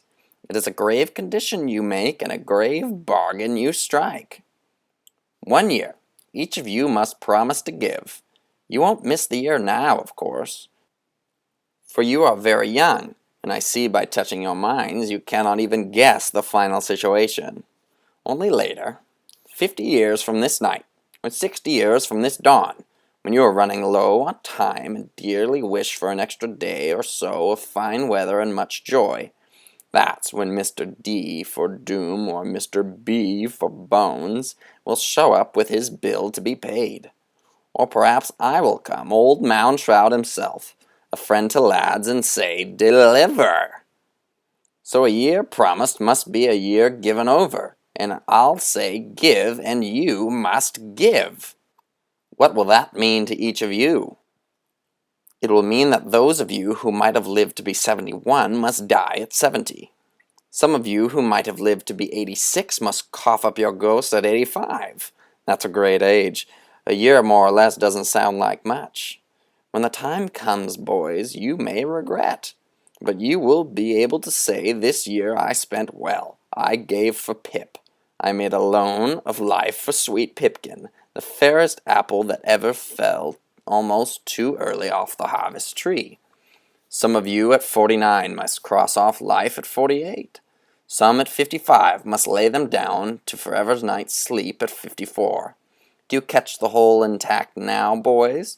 Do you add the figures? Is the arithmetic plain? A year! Who will bid 365 entire days out of his own soul to get old Pipkin back? Think, boys. Silence, then speak." There was a long, brooding silence of arithmetic students doing inward sums, and the sums were very fast indeed. There was no question, though they knew that years from now they might doubt this dreadful haste. Yet what else could they do? Only swim out from shore and save the drowning boy before he sank a last time into a frightening dust. "Me," said Tom. I'll give a year." "And me," said Ralph. "I'm in," said Henry Hank. And "Me, me, me," said all the rest. Do you know what you pledge, boys? Do you love Pipkin, then? Yes, yes. So be it, boys. Chew and eat, lads, chew and eat. They popped the sweet bits of candy skull in their mouths. They chewed, they ate. Swallow darkness, boys. Give up your year. They swallowed hard, so hard that their eyes shone bright, and their ears banged, and their hearts beat. They felt something like a cage of birds let out of their chests and bodies and flying off invisible. They saw, but did not see the years that they gave as gifts wing off round the world to settle somewhere in good payment for strange debts. They heard a yell. Here! And then, aye! And then, come! Bang, bang, bang. The 3 words and 3 sounds of shoes hitting stones. And along the hall, and between the rows of mummies which leaned out to stop but did not stop, between the silent shrieks and screams, hell-bent, rushing, racing, flinging his feet, pumping his elbows, puffing his chest, shutting his eyes, snorting his nostrils, and bang, bang, banging the floor with his up and down feet came Pipkin. Oh, how he ran! Look at him come! Come on, Pip! Pip, you're halfway! Look at him race! Said everyone with sugar candy in their mouths, with the honorable name of Pipkin locked in their sweet teeth, and his savor in their jaws, and his fine name on their tongues. Pip, Pip, Pipkin! Don't stop now, Pip! Don't look back! Don't fall down! Here he comes, 3/4 of the way! Pip ran the gauntlet. He was good and fine and fast and true. Between 100 waiting mummies he ran without touching and did not look back and won the race. Pip, you did it! Pip, you're safe! But Pip kept running, not only through the gauntlet of dead ones, but the gauntlet of warm, sweating, alive, yelling boys. He plowed them aside and raced upstairs, gone. Pip, it's all right! Come back! They ran up the stairs after. Where's he going, Mr. Moundshroud? Well, I should imagine, scared as he is, said Moundshroud. Home. Is Pipkin saved? Let's go and see, boys. Up! He spun like a whirlwind. His arms flung out, cut the air in slicing grabs and swoops. Fast he spun that he made a vacuum, a self-made storm. This cyclone, this huge upsuck of air, then seized the boys by ear, nose, elbow, toe. Like so many leaves stripped from a tree, they yelled themselves into the sky. Moundshroud, raving, sank up. And they, if that is possible, sank and plummeted after. They hit the clouds like an explosion of gunshot. They followed Moundshroud like a flock of north-rushing birds heading home before their season. The earth seemed to give a turn from north to south. 1,000 small villages and towns spun under, alight with candles in tomb yards through all of Mexico, alight with candles flickering in pumpkins north across the border in Texas, then Oklahoma, and Kansas, and Iowa, and last, Illinois, and at last, home! Cried Tom. There's the courthouse! There's my house! There's the Halloween tree! They swooped once around the courthouse, twice around the 1,000-pumpkin-burning tree, and a final time around old Moundshroud's tall house with its many gables, many rooms, many gaping windows, high lightning rods, railings, attics, scrollworks, which leaned and groaned in the wind their passage made. Dust sifted out of the windows to greet them. Shades flapped in yet other windows like ancient tongues lolling to be diagnosed by wind-borne small doctors of strange medicines. Ghosts withered like white flowers, furling and unfurling in mouldered flags, which fell to ruin even as they shot by. And the whole house, circled, was like all of Halloween ever. So cried Moundshroud, flapping his antique arms and webs and black silks as he landed on the roof, and beckoned the boys to alight and pointed down through an immense sky window through all levels of his mansion. The boys gathered around the skylight window and stared down a stairwell which opened out at various floors to various times in histories of men and skeletons and dreadful musics played on flute bones. "There it is, boys. Will you look? Do you see? There's our whole 10,000-year flight. There's our whole trip in one place, from caveman to Egyptian to Roman front porch to English harvest to boneyard in Mexico." Moundshroud lifted the vast pane of glass. "The stairway banister, boys. Write it down, each to his own time, his own age, his own level. Leap off where your costume fits, where you think you and your disguise, your mask, belong. Get!" The boys leaped. They sprang down the stairwell to the top landing. Then, one by one, they popped onto the banister and slid yelling down through all the floors, all the levels, all the ages of history kept within Moundshroud's incredible mansion. Round about, down. Round about, down. They whisked. They skidded. They scuffed on the waxed rail. Room thud! JJ in his ape costume landed in the basement. He glanced about. He saw cave paintings, dim smokes and fires, and shadows of hulking gorilla men. Saber-tooths burned in their eyes at him from the cindered dark. Down around Rush went Ralph, the Egyptian mummified boy, bandaged for all ages, to land on the first floor where Egyptian hieroglyphs strutted in armies of symbol, and with squadrons of ancient birds in skies, and flocks of beast gods, and scuttling gold and beetles rolling dung balls down history. Crash! Hackles nimbly, with his scythe somehow still flashing in his hands, hit and almost rolled himself into mincemeat on the second floor where the shadow of Samhain, druid god of the dead, raised up his scythe upon a far chamber wall. Bang! George Smith, a Greek ghost, a Roman haunt, landed on the third floor near tar-painted porches with glued, old wandering spirits to the sill. Thud! Henry Hank, the witch, plopped down on the fourth landing amid witches leaping bonfires in English, French, and German countrysides. Fred Fryer? The fifth floor took him in a heap. The beggar landed among the sounds of beggars begging the country roads of Ireland, starving. Wally Babb, the gargoyle himself, flew and crashed on the sixth floor where walls spouted elbows and limbs and lumps and grimaces of fine gargoyle humors and glees, until finally Skeleton Tom skidded off the banister on the topmost floor to tumble and knock white candy skulls like 10 pins in a dire game among the shadows of crouched women by mounds, with miniature skeleton brass bands playing mosquito tunes, while Moundshroud, far above, still on the roof, yelled down, "Well, boys, do you see? It's all one, yes?"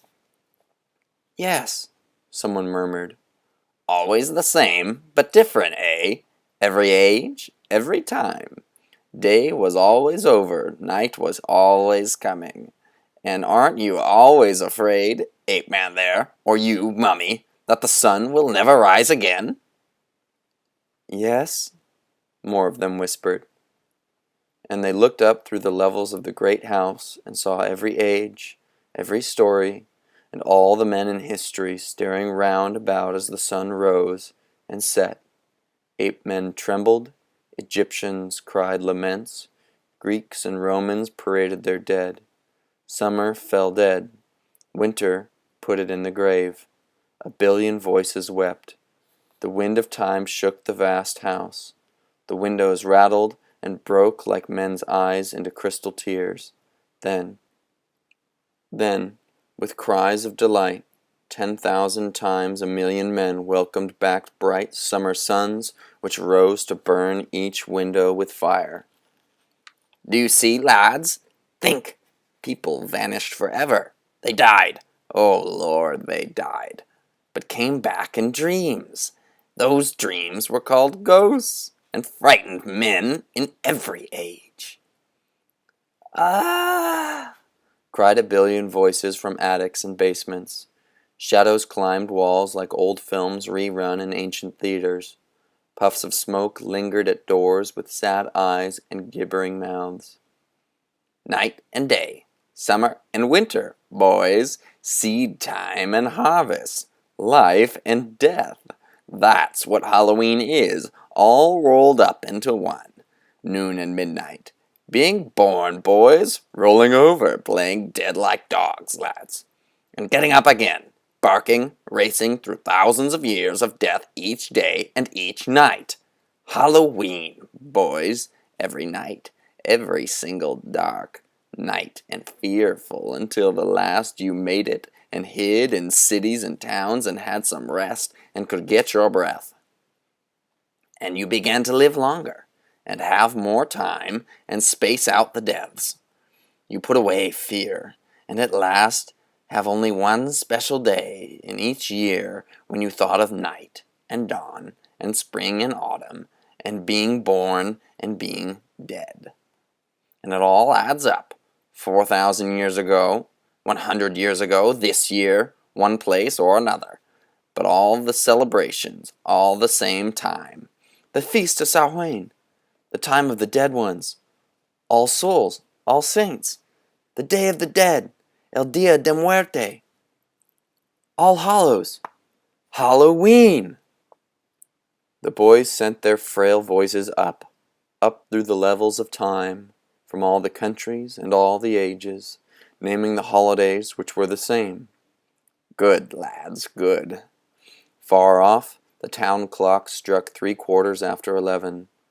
Almost midnight, boys. Halloween is almost over. But, cried Tom, what about Pipkin? We followed him through history, burying him, digging him up, walking him in parades, crying him in wakes. Is or isn't he alive? Yeah, said everyone. Did we save him? Did you? Indeed? Mounshroud started. Stared with him across the ravine to a building where lights were going out.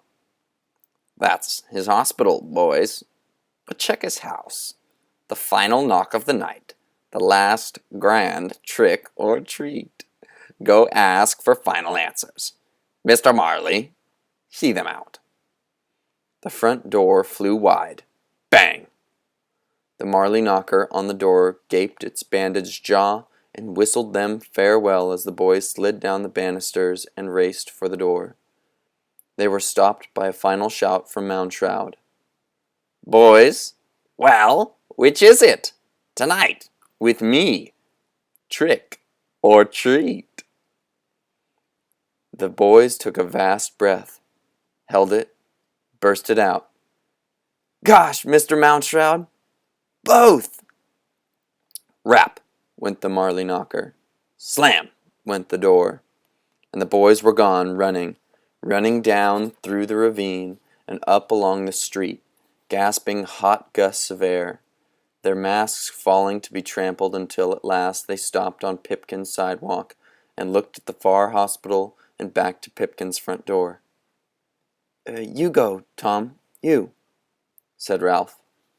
And Tom slowly edged up to the house and put his foot on the front step and then on the second step up and approached the door, afraid to knock, afraid to find the final answer about dear old Pipkin.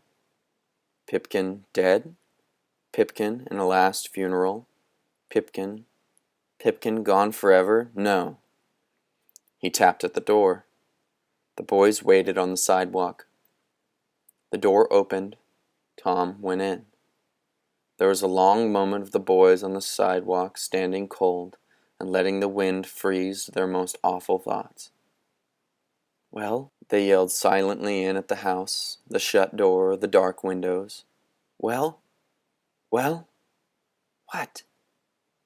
And then, at last, the door opened again, and Tom came out and stood on the porch, not knowing where he was. Then Tom looked up and saw his friends waiting for him 1,000,000 miles off. Tom leapt off the porch, yelling, "Oh gosh! Oh gosh! Oh gosh!" He ran along the sidewalk, shrieking, "He's okay! He's all right! He's okay! Pipkin's in the hospital. Took his appendix out at 9 tonight. Got it just in time. Doctor says he's great." Pipkin? Hospital? Great? The air jumped out of each as if it had been punched in the stomach. And then the air went in and out again in a great rave, a yell, a ragged shout of triumph. "Pipkin! Oh, Pipkin! Pip!" And the boys stood on Pipkin's lawn and the sidewalk in front of Pipkin's porch and house and looked with numb curiosity at each other as their smiles spread and their eyes watered and their yells and their happy tears ran down their cheeks. "Oh boy, oh boy, oh boy, oh boy, oh boy," said Tom, exhausted and weeping with happiness. "You can say that again," said someone, and they all said it again. And they all stood there and had a fine, happy cry. And since the whole night had been turning soupy with tears, Tom looked around and revved them up. "Look at Pipkin's house. Don't it look awful? Tell you what we do." And they ran, and each came back carrying a lit pumpkin and lined them up on Pipkin's porch rail. They smiled outrageous smiles to wait for Pipkin to come home. And they stood on the lawn and looked at the lovely sight of all those smiles, their costumes tattered upon their arms and shoulders and legs, and the grease paint dripped and running on their faces, and a great wondrous happy tiredness gathered in their eyelids and arms and feet, but not wanting to go yet. And the town clock struck midnight. Gong! And gong again, to the full count of 12, and Halloween was over. And all about the town, doors were slamming and lights going out. The boys began to drift, saying night, and night, and again night, and some good night, but most night, yes, night. And the lawn was empty, but Pipkin's porch was just full of candle illumination and warmth and baked pumpkin smell. And the ghost and mummy and skeleton and witch and all the rest were back in their own homes, on their own porches, and each turned to look at the town and remember this special night they would never in all their lives ever forget. And they looked across town at one another's porches, but especially on and over across the ravine to that great house where at the very top Mr. Moundshroud stood on his spiked railing roof. The boys waved, each from his own porch, and the smoke curling out of the high Moundshroud Gothic chimney fluttered, motioned, waved back. And still more doors were slamming to lock all around town, and with each slam one more pumpkin, and then another, and then another, and another on the huge Halloween tree snuffed out, by the dozens, by the hundreds, by the thousands. Doors banged, pumpkins went blind, snuffed candles smoked delicious smokes. The witch hesitated, went in, shut the door. A witch-faced pumpkin on the tree went dark. The mummy stepped into his house and shut his door. A pumpkin with the face of a mummy extinguished its light. And finally, the last boy in all the town remaining alone on his veranda, Tom Skeleton, and his skull and bones, hating to go in, wanting to wring the last teardrops from his favorite holiday in all the year, sent his thoughts on the night air toward the strange house in the ravine. "Mr. Moundshroud, who are you?" And Mr. Moundshroud, way up there on the roof, sent his thoughts back. "I think you know, boy. I think you know." "Will we meet again, Mr. Moundshroud?" "Many years from now, yes. I'll come for you." And a last thought from Tom. "Oh, Mr. Moundshroud, will we ever stop being afraid of nights and death?" And the thought returned. "When you reach the stars, boy, yes, and live there forever, all the fears will go, and Death himself will die. Tom listened, heard, and waved quietly. Mr. Moundshroud, far off, lifted his hand. Click. Tom's front door went shut. His pumpkin-like skull on the vast tree sneezed and went dark. The wind stirred the great Halloween tree, which was now empty of all light save for one pumpkin at the very top, a pumpkin with Mr. Moundshroud's eyes and face. At the top of the house, Mr. Moundshroud leaned out, took a breath, and blew. His candle and his pumpkin head on the tree fluttered, died.